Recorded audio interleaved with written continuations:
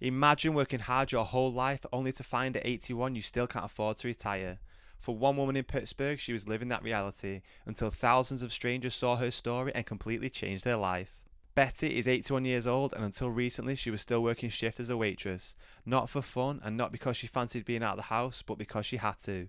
She was surviving on around $910 a month from Social Security, which was nowhere near enough to live on. One day, Betty served a woman called Tammy and her son at the restaurant.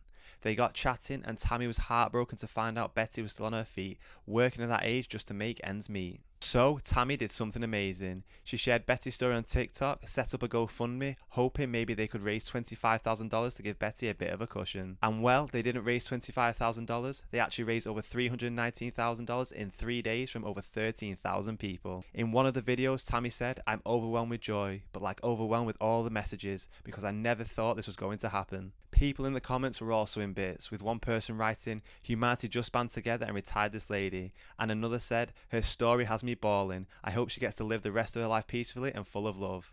And as you can imagine, when Betty found out the news, she was overwhelmed with gratitude and in true disbelief at the kindness of all those who had contributed and helped. It's stories like these that come along and help show and remind us just how much people do care.